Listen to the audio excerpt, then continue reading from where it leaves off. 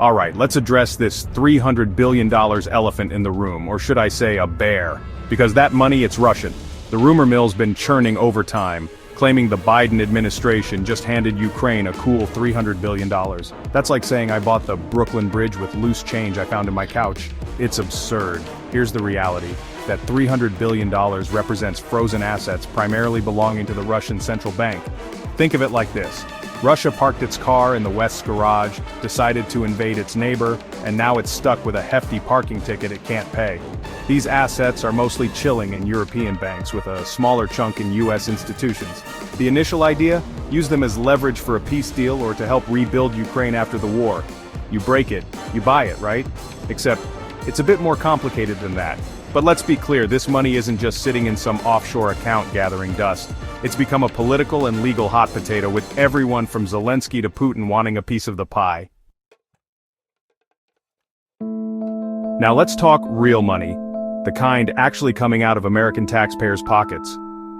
As of January 2025, Congress had approved about $174 billion for Ukraine-related efforts since the war began.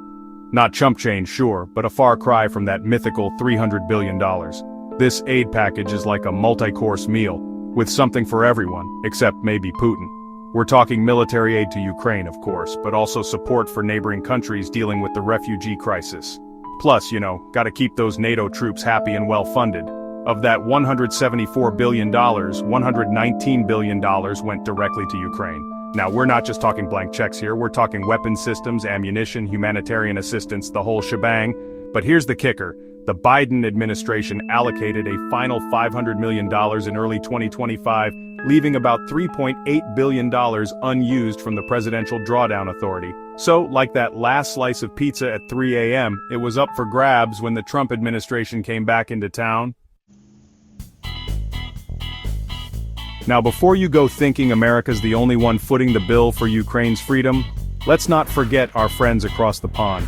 The European Union, in a rare moment of unity and decisiveness, has coughed up a cool $138 billion in direct aid. That's right, folks. Europe's actually outspending the US when it comes to helping Ukraine. Who knew? Maybe they're just trying to make up for all those centuries of, fighting amongst themselves. But it's not just about the money, folks.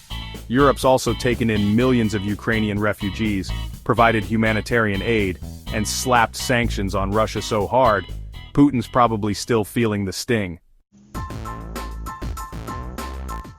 Remember that $300 billion slush fund of frozen Russian assets? Well, Zelensky had an idea, and it's a real head-scratcher. Instead of just giving Ukraine weapons, why not use Russia's money to buy them? It's like returning a stolen wallet but using the cash inside to buy yourself a nice dinner. Bold move, Zelensky. The Kremlin, unsurprisingly, wasn't thrilled about this idea. They called it theft, which is a bit rich coming from the guys who, invaded a sovereign nation. And even Europe, usually down to party when it comes to sticking it to Russia, got a bit squeamish about the legality of it all. Seizing assets is one thing, but using them to buy weapons, that's venturing into uncharted legal territory. So, the fate of that $300 billion remains up in the air, caught in a geopolitical tug-of-war. One thing's for sure though, it's a hell of a lot more complicated than just writing Ukraine a check.